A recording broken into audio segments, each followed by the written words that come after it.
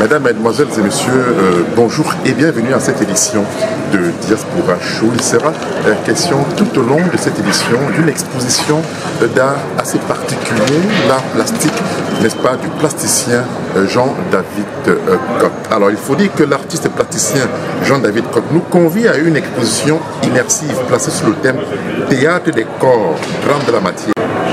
Cette exposition nous transporte au-delà des limites de la bidimensionnalité vers une expérience tridimensionnelle nourrie par un imaginaire empreint d'un réalisme saisissant.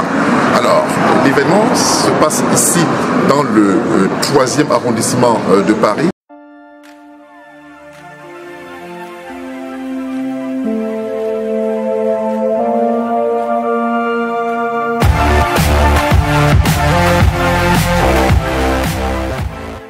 L'exposition qui se passe ici dans le 3e arrondissement est un appel, n'est-ce pas, au réalisme qui va, n'est-ce pas, de la matière jusqu'au corps. Beaucoup d'explications que nous voulons ici suivre, n'est-ce pas, par les différents intervenants.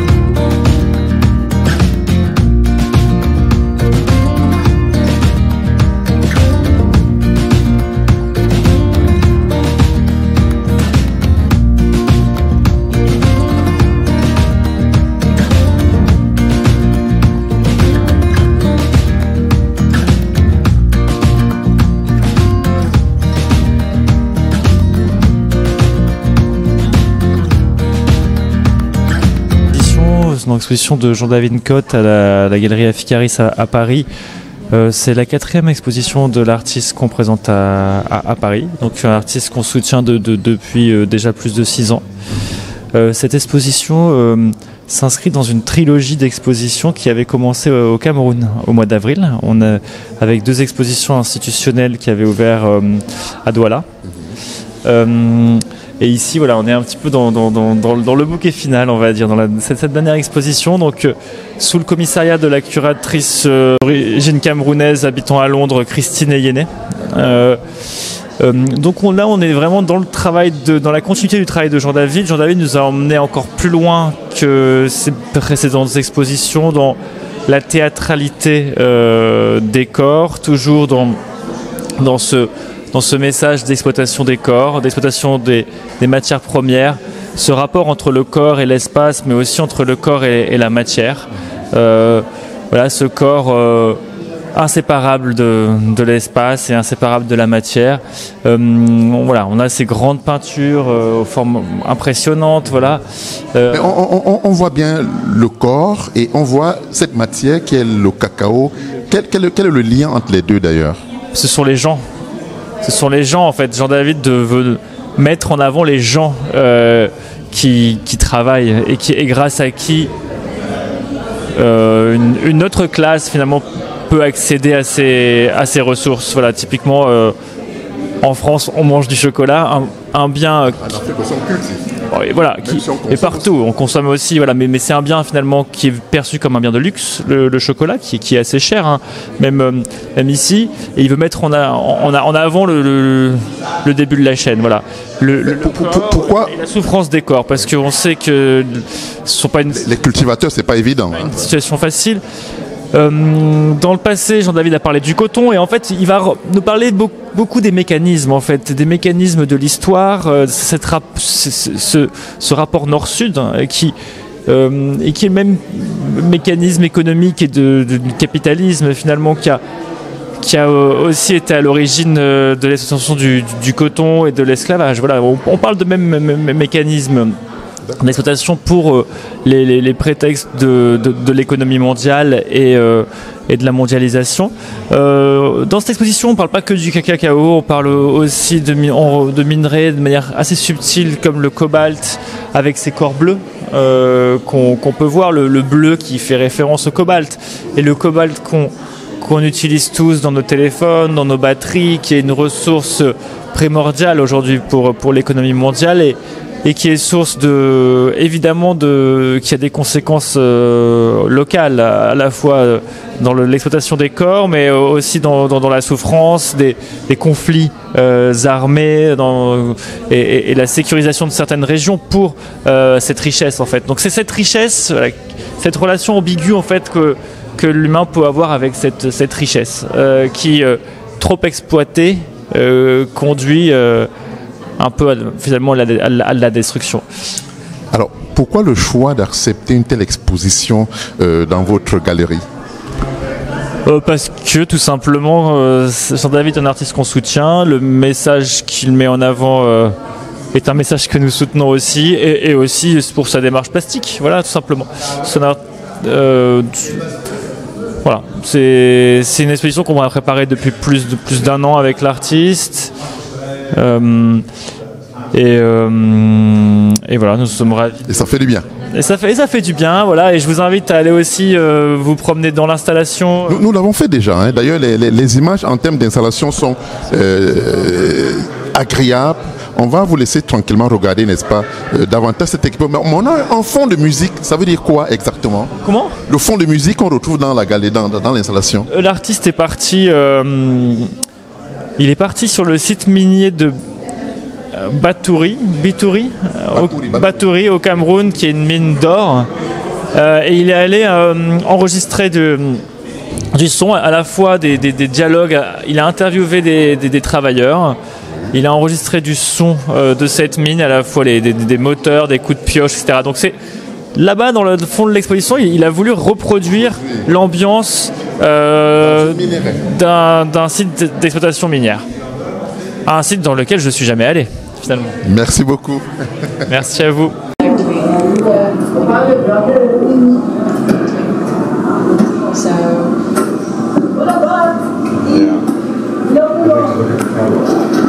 Cécile, vous êtes commissaire d'exposition et vous venez ici encourager le jeune Jean-David pour cette exposition qui est assez unique mais qui allie en même temps le corps et la matière.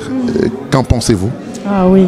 Alors Jean-David, je le connais en fait depuis 2014, première fois où je suis allée à Douala, où je l'ai rencontré dans son atelier où il travaillait déjà sur ces questions presque qui allient la chorégraphie, la matière et on va dire une troisième dimension qui est aussi celle du son, qui était déjà présent même s'il ne le maniait pas à l'époque.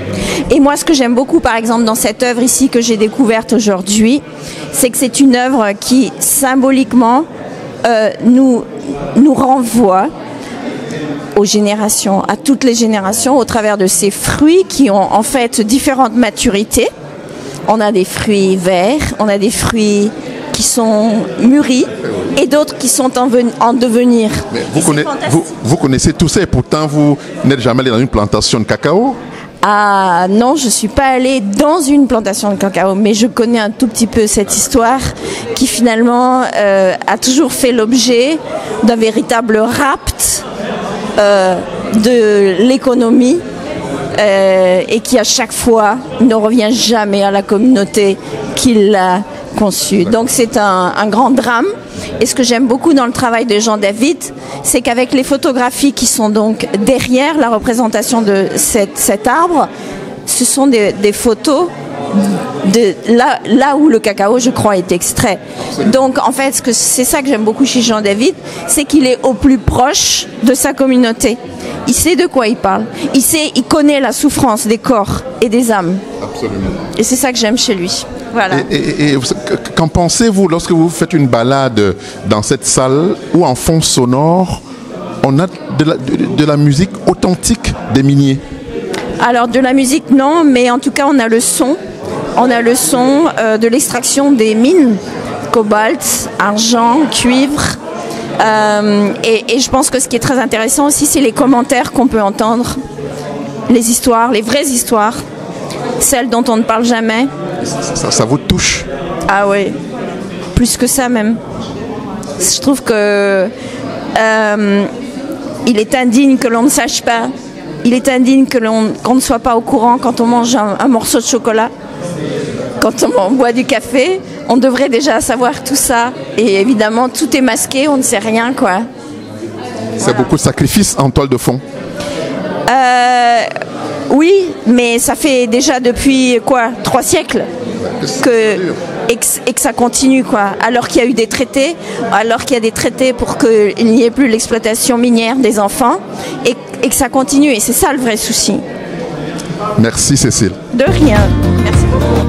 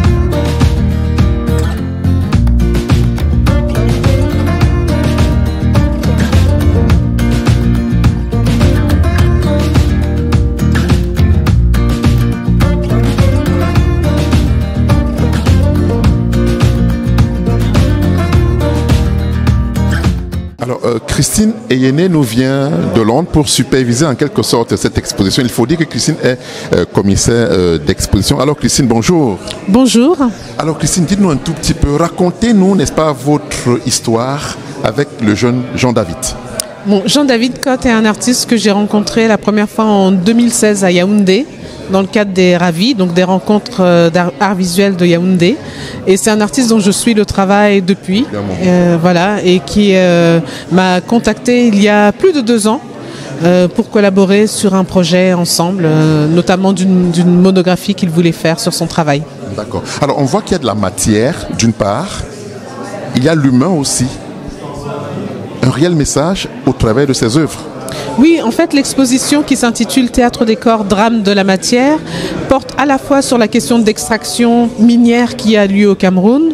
Le bois, on sait qu'on nous prend aussi le bois, mais aussi les personnes qui travaillent dans les mines et qui travaillent dans les champs, dans les plantations, et l'expérience corporelle de ces personnes, donc la difficulté, la ardeur du travail.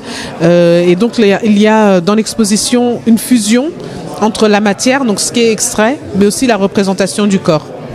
Quel est le final, le message même qu'il veut donner à travers ses œuvres? Alors, il y a à la fois la question de nous faire prendre conscience de la richesse de nos terres, mais aussi de la difficulté. Donc, le drame de la matière, c'est le fait qu'on soit un pays riche, mais que beaucoup de nos richesses partent à l'étranger. Le drame, c'est aussi les questions de déplacement des peuples qui doivent laisser leurs forêts et du déboisement, etc. Donc le message, en fait, c'est de prendre conscience de ça, de notre richesse, mais aussi des questions environnementales et des questions humanitaires qui sont liées à l'extraction des biens chez nous. lorsqu'on essaie de se balader dans cette galerie, en fond, on a quelques représentations avec le son que l'on peut écouter. C'est quoi ce message? Alors, là, vous parlez de l'installation qui s'appelle Map of Resources, c'est-à-dire la carte des ressources, qui est une installation qui représente une mine qui serait au pays. Et en fait, le son, c'est le son des travailleurs dans les mines. Authentique, j'imagine. Oui, voilà, enregistré par Jean-David Cotte. Et en fait, c'est vraiment une installation immersive. Donc, c'est comme si on peut fermer les yeux, se retrouver dans l'installation. Et on est dans l'ambiance, on est vraiment dans cet élément des mines. Alors, on voit là qu'il y a beaucoup de personnes qui arrivent, qui visitent et tout. Alors, quelle impression, de façon globale, après ces quelques jours d'exposition ici? Eh bien, en fait, je pense que c'est une exposition qui va avoir un grand succès. Elle ouvre aujourd'hui, en fait. Donc là, on est au vernissage. Tout comme à Douala, quand on a fait l'exposition à Douala et à Nikaji, il y a eu un très grand succès. Je pense que là, en fait, Jean-David Cotte a vraiment poussé les limites de sa pratique. Et donc, nous attendons à beaucoup de visiteurs. Fier de votre frangin? Fier de mon frangin. 237 représente. Merci. Merci à vous. Bonsoir, je m'appelle Jules Kalayango, je suis auteur, réalisateur et producteur de films d'animation et je suis ici au vernissage de Jean-David Cotte. Très heureux déjà de le rencontrer parce que je ne le connaissais pas de visage. Je connais son travail depuis le Cameroun et lorsque j'ai vu qu'il y avait vernissage, je suis venu et je suis très très satisfait de ce qu'il propose parce que c'est vraiment en phase avec ce que nous sommes, avec ce qu'il est. Et ces expressions artistiques me remplissent vraiment beaucoup de bonheur et traduit réellement l'africanité qu'il essaie d'exprimer à travers ses œuvres. On voit une sorte de passion qui mérite d'être exposée sur le plan mondial, sur le plan international. Donc je suis très heureux d'être là parce que pour moi, même en tant qu'auteur, réalisateur de films d'animation, je me sens rempli de ce qu'il propose.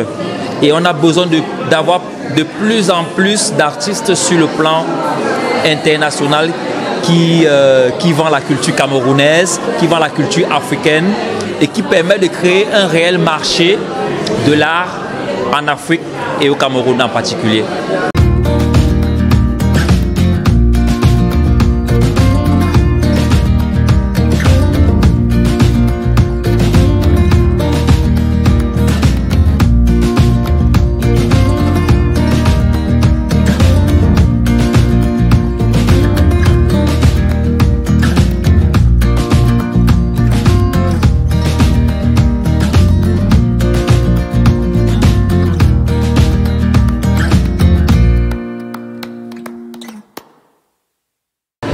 Un plaisir immense, une fierté.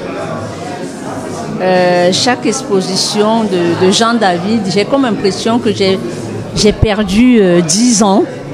Et pourtant, il y a 2 ans, il était là. Et aujourd'hui, j'ai comme impression qu'il y a quelque chose qui a changé. Et pourtant, ça parle. Chaque dessin parle. Nous voyons juste les mains. Mais dedans ces mains croisées, il y a beaucoup d'explications. Le travail de Jean-David, c'est des nuits de réflexion. Pendant des années, il me dit toujours, maman, laisse-moi travailler.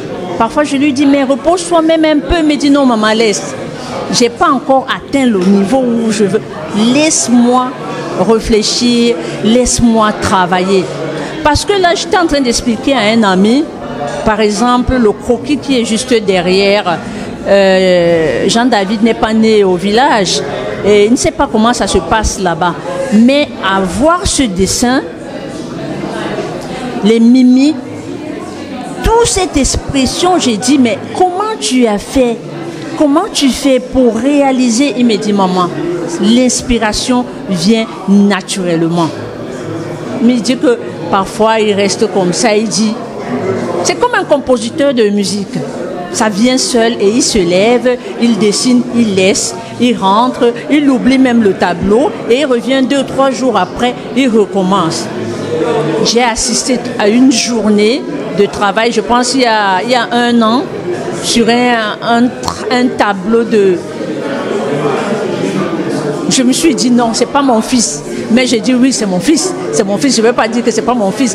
J'ai dit c'est pas mon fils. Pourquoi? Parce que le travail derrière, c'est tout un montage de scénarios. Il y a les journalistes, il y a les réalisateurs, il y a les scripts. Et il y a aussi maman qui vient pour soutenir son enfant, pour qu'il ne soit pas seul. Mais bon, il est toujours bien entouré. Hein. Comme vous le voyez, il est bien entouré. Mais c'est une fierté pour moi d'être là, d'être toujours à ses côtés. C'est une fierté. Merci, Lès. Merci.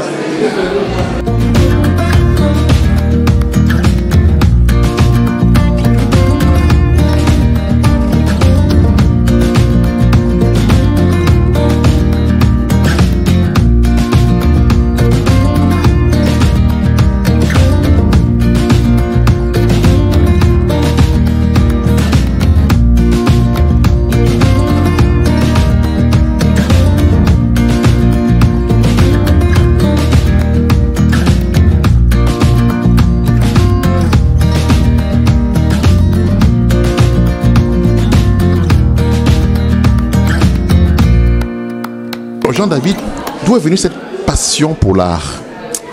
Ben, j'ai toujours tendance à dire que je n'ai pas choisi de faire l'art, c'est l'art qui m'a choisi. Donc, parfois, ce sont des choses qu'on ne peut pas forcément expliquer en détail, mais on sent une attirance pour quelque chose. Mais moi, tout ce que je sais, c'est qu'à la base, j'avais envie de faire quelque chose avec mes 10 doigts. Donc moi, j'aimais toucher, j'aimais manipuler, j'ai été vraiment baigné dans cet univers du bric-à-brac, du bricolage. Mon papa étant lui-même quelqu'un qui était un très bon colleur, donc du coup pour moi, j'ai vraiment baigné dans cet univers-là. Mais je ne m'attendais pas vraiment à venir être artiste du jour au lendemain. Donc, parfois même ma grand-mère m'a posé la question de savoir un jour que toi tu es venu... Tu viens d'où avec ton histoire là? Donc tu vois que pour moi, c'est là où j'ai compris qu'en fait, c'est là qui m'a choisi. Et voilà comment je me retrouve. Je pense que j'avais des choses à dire et là, c'est rendu compte que peut-être la meilleure manière, la meilleure façon de l'exprimer ou de dire ce que j'avais envie d'exprimer, c'était à travers le crayon, le pinceau et les couleurs. Alors, lorsqu'on se balade dans cette galerie Africaris, on a de la matière, on a l'humain. Quel est le message que tu souhaites véhiculer au travers de cette représentation? En fait, déjà, il faut comprendre que dans mon travail, je m'intéresse énormément sur les questions de violence. Donc, je parle de l'impact de la violence dans la société contemporaine. Et je vais me servir de beaucoup de sujets comme prétexte pour énoncer ou bien pour mettre en évidence justement cette violence que j'exprime. Et dans cette violence, je m'intéresse énormément sur le rapport du corps à l'espace, le lien qu'il y a entre le corps et l'espace. Et depuis quelques années, je m'intéresse énormément à tout ce qui tourne autour des économies et notamment des économies amont. Quand on parle des économies amont, on va parler de tout ce qui tourne autour des matières premières. Et moi, ce qui m'intéresse, c'est la condition de ces humains qui travaillent à longueur de journée derrière justement tout ce processus et tous ces phénomènes capitalistes. On ne se rend pas compte véritablement de ces humains qui travaillent pour que ce capitalisme et cette économie puissent fonctionner. Et dans mon travail, je mets une image, une identité, une existence à ces personnes quasiment invisibles aux yeux du monde. Alors, on se rend justement compte que vous faites beaucoup de déplacements. Vous avez fait beaucoup de déplacements du côté du Cameroun, le Cameroun profond. Le but était quoi? Aller vraiment à la source, parce qu'on a des sonorités qui apparaissent dans votre exposition.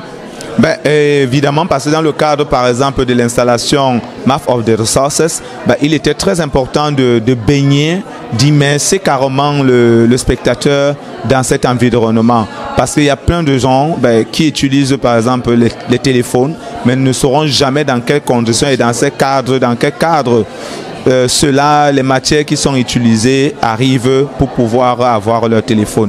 Et pour moi, il était important de baigner justement le spectateur dans cet univers-là. Alors, pour conclure un peu, on a également vu le cacao et des personnes sur le cacao à côté du cacao, on a l'impression que ça rejoint l'état d'esprit de l'artiste que vous êtes. Bien évidemment, parce que quand je traite du cacao, on reste toujours en droite ligne sur ces questionnements de la matière, de l'humain.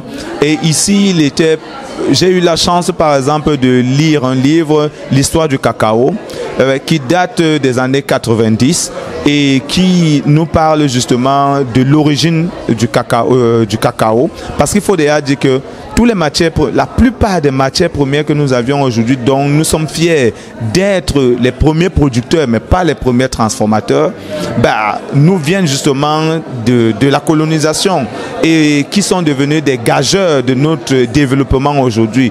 Et dans ce travail, je remets justement en lumière l'histoire de la venue et des migrations justement de toutes ces matières qui deviennent éléments sur lesquels nos économies se basent pour leur développement et amener les gens à réfléchir justement la manière dont les économies du Cameroun ou de l'Afrique doivent se reconstruire en tenant compte des réalités sociales.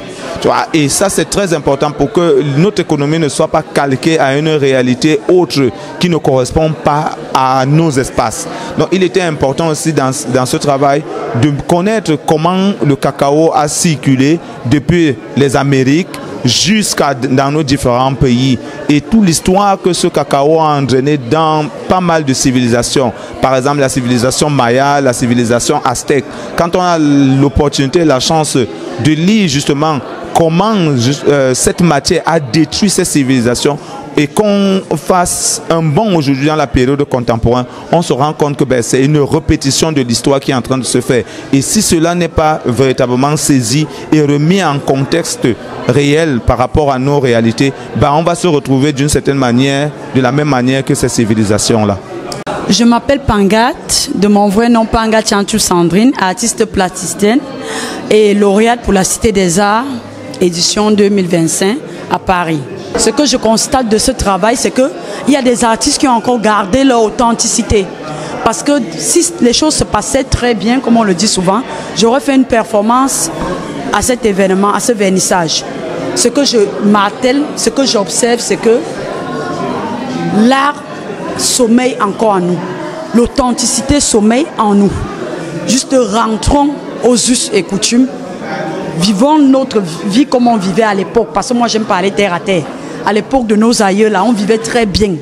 Qu'importe le pays où on se trouve, à travers les œuvres de l'artiste David Cott, on peut remarquer que ces sacs de cacao, c'est là où on transportait notre héritage. C'est aussi cette même méthode que j'utilise pour mes costumes de scène. Je suis tout à fait d'accord avec l'artiste David Cott que nous devons retourner aux us et aux coutumes de l'époque jadis. Merci d'avoir été de nous tout au long de cette édition. Rendez-vous, n'est-ce pas, la semaine prochaine pour une autre édition de Diaspora Show.